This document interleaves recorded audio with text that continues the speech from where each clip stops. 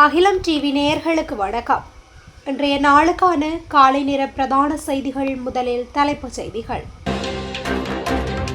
மாகாண சபை தேர்தல்களை வருட இறுதிக்குள் நடத்துக அரசிடம் எதிரணிகள் கூட்டாக வலியுறுத்தம்.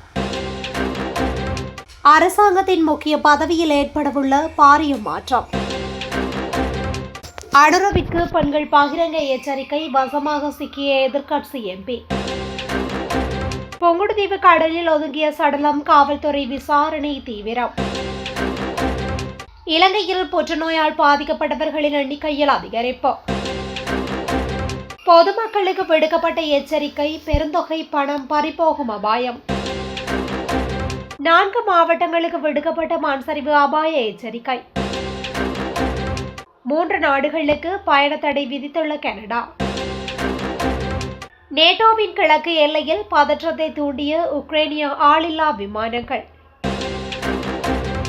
தெஹ்ரானை மீண்டும் போர் தொடங்குவதை தவிர்க்குமாறு ரஷ்ய பாதுகாப்பு அதிகாரி வலியுறுத்தல். தொடர்பென விரிவான செய்திகள். மாகாண சபை தேர்தல்களை இந்த வருட இறுதிக்குள் நடத்துவதற்கு அரசு உடனடி நடவடிக்கை எடுக்க வேண்டும் என எதிரணி தலைவர்கள் ஒன்றிணைந்து வலியுறுத்தியுள்ளனர். கொழும்பில் நேற்று நடைபெற்ற விசேட ஊடகவியலாளர் சந்திப்பொன்றின் போதே எதிரணி கட்சிகளின் தலைவர்கள் இந்த கோரிக்கையை முன்வைத்துள்ளனர். மாகாண சபை தேர்தல்கள் இந்த வருடத்திற்குள் நடத்தப்பட மாட்டாது என ஆளுங்கட்சியான ஜேவிபியின் பொதுச் செயலாளர் அண்மையில் அறிவித்திருந்தார்.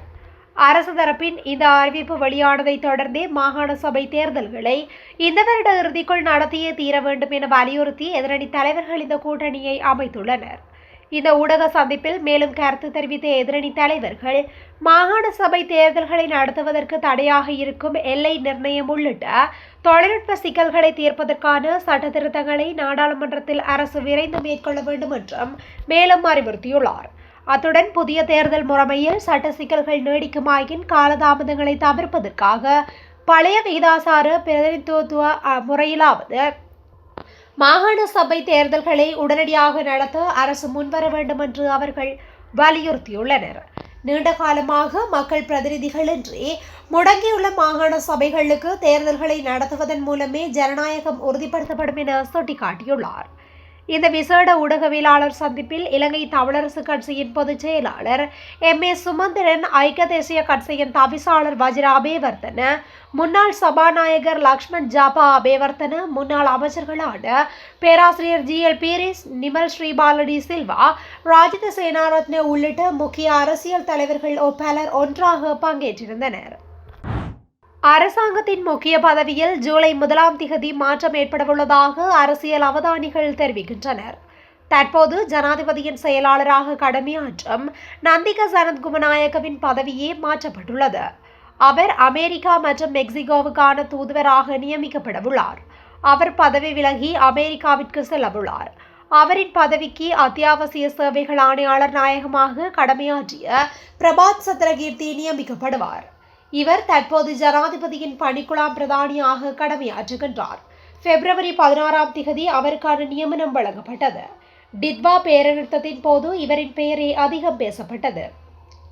அண்மையில் பிரபாத் சந்திரகீர்த்தி சென்றிருந்த விருந்துபசார நிகழ்விலும் இது தொடர்பில் அவர் தனது நண்பர்களுக்கு தெரிவித்துள்ளதாகவும் அறிய வந்துள்ளது. அமெரிக்கா மற்றும் மெக்சிகோவிற்கான தற்போதைய இலங்கை தூதுவர் முன்னாள் அமைச்சர் மஹிந்த சமரசிங்க பதவி விலகுவதற்கு அரசாங்கத்திற்கு உத்தியோகபூர்வமாக அறிவித்துள்ளார். அவரது பதவிக்காலம் எதிர்வரும் ஜூலை மாதத்துடன் முடிவடைய இருந்த நிலையிலேயே இந்த அறிவிப்பு வெளியாகியுள்ளது. அமெரிக்க தூதுவர் பதவி மிக முக்கியமானது என்பதாலே நந்திக சனத்குமநாயக்க தேர்ந்தெடுக்கப்பட்டுள்ளார்.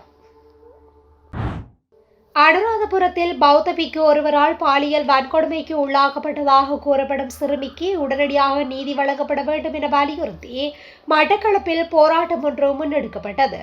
பாதிக்கப்பட்ட சிறுமிக்கு விரைவாக நீதி கிடைக்க வேண்டும் என்பதுடன் குற்றச்சாட்டுக்கு உள்ளாகியுள்ள பிக்குவிற்கு எதிராக சட்டம் பாகுபாடின்றி நடைமுறைப்படுத்தப்பட வேண்டும் என வலியுறுத்தப்பட்டது.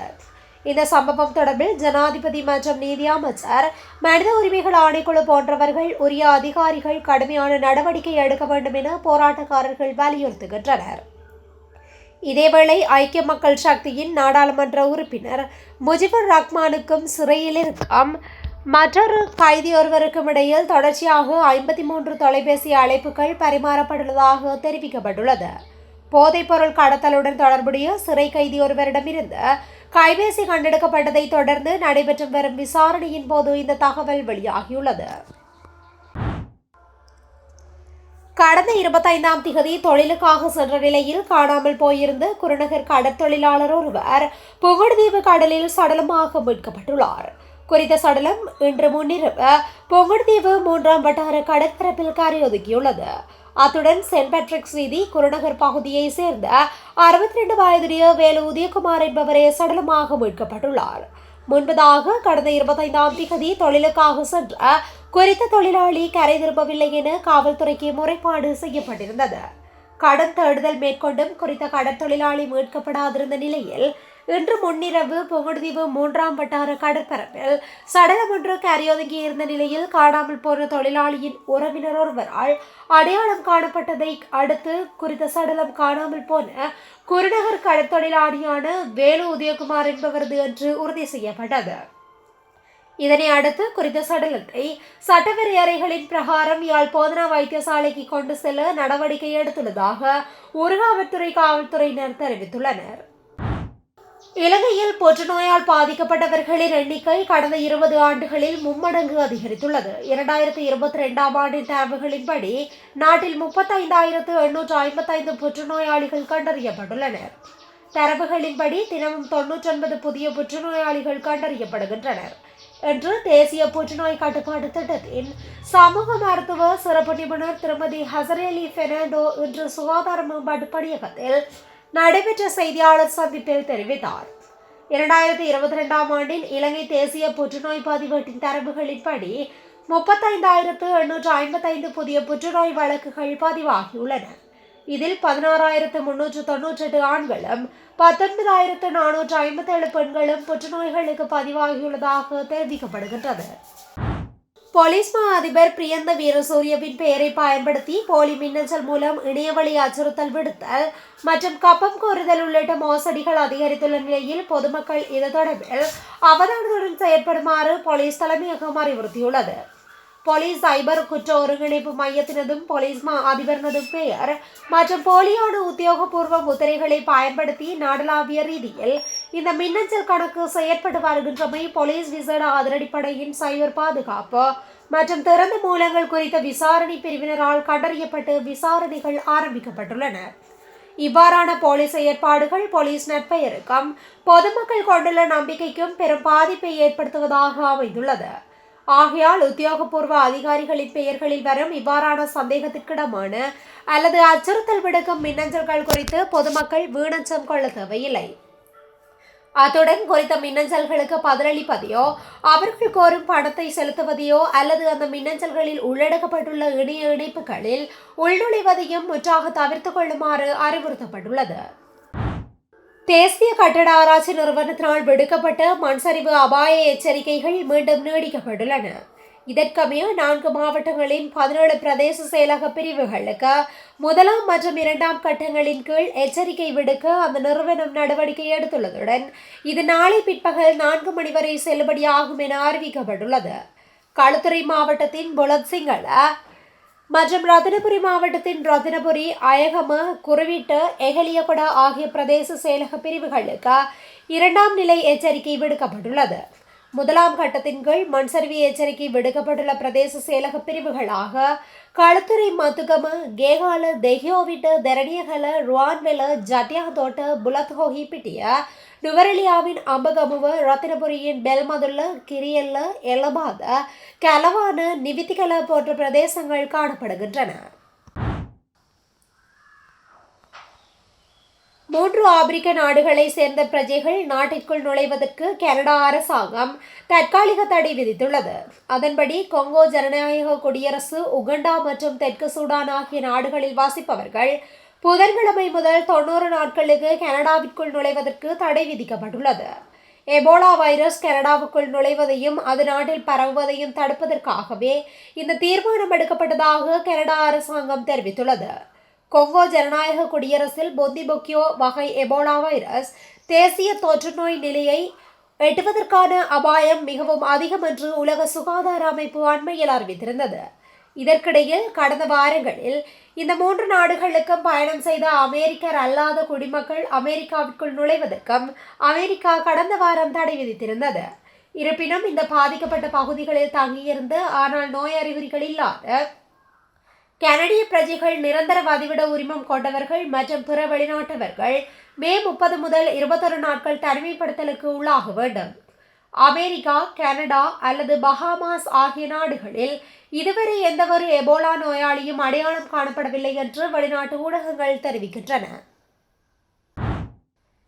நேட்டோவின் கூட்டு பாதுகாப்பிற்கான அமெரிக்காவின் அர்ப்பணிப்பு கேள்விக்குறியாக உள்ள நேரத்தில் உக்ரைனிய ஆளில்லா விமானங்கள் சமீபத்திய வாரங்களில் பால்டிக் நாடுகளின் வான்வெளியில் அத்துமீறி நுழைந்து குழப்பத்தை விளைவித்து ரஷ்யாவுடனான பதற்றத்தை அதிகரித்துள்ளதாக சர்வதேச ஊடகங்கள் தெரிவித்துள்ளன. மாஸ்கோவின் முழு அளவிலான படையெடுப்பிற்கு 4 ஆண்டுகளுக்கு பின்பு ரஷ்யா மீது கடுமையான தாக்குதல்களை நடத்த முற்படும் உக்ரைன் தனது நாட்டின் எண்ணெய் மற்றும் எரிவாயு ஏற்றுமதியில் கிட்டத்தட்ட 40% கையாளும் ரஷ்யாவின் பால்டிக் துறைமுகங்களை தாக்க வெடிக்கும் ட்ரோன்களை பயன்படுத்தும் வேளையில் இந்த வான்வெளி ஊடுருவல்கள் நிகழ்ந்துள்ளன. பெரும்பாலான சந்தர்ப்பங்களில் வழிதவறிய ட்ரோன்கள் உக்ரைனியவை சேர்ந்தவை என்பதையும் கீவ், பால்டிக் நாடுகளும் உறுதிப்படுத்தியுள்ளன. பிராந்தியத்தில் மீண்டும் ஒரு ஆயுதமேந்திய மோதல் வெடிப்பதை தவிர்த்து புதிய உலகளாவிய பாதுகாப்பு கட்டமைப்பை உருவாக்குவதை நோக்கி ஈரான் பயணிக்க வேண்டும் என ரஷ்ய பாதுகாப்பு பேரவையின் துணை செயலாளர் அலெக்சாண்டர் வென்கோவ் வலியுறுத்தியுள்ளார். மாஸ்கோவில் நடைபெற்ற பாதுகாப்பு மாநாட்டின் ஒரு பகுதியாக ஈரானின் உச்ச தேசிய பாதுகாப்பு பேரவையின் துணை செயலாளர் அலி பாகேரி கானியுடனான சந்திப்பின் போது வென்டிக்டோவ் இந்த கருத்துக்களை தெரிவித்துள்ளதாக ஈரானின் அரசு ஊடகம் செய்தி வெளியிட்டுள்ளது. மேலும் பிராந்தியத்தில் அமைதியை நிலைநாட்டுவதற்கும் மோதல்களை தடுப்பதற்கும் ஒரு புதிய பாதுகாப்பு கட்டமைப்பை உருவாக்குவது தற்போதைய சூழலில் மிக முக்கியமானது என்றும் அவர் இந்த இருதரப்பு பேச்சுவார்த்தையின் போது சுட்டிக்காட்டியுள்ளார். இத்துடன் இன்றைய நாளுக்கான காலை நேர பிரதான செய்திகள் நிறைவடைகின்றன. தொடர்ந்து இதுபோன்ற செய்திகளை உடனுக்குடன் அறிந்து கொள்ள அகிலம் டிவியுடன் இணைந்திருங்கள். நன்றி, வணக்கம்.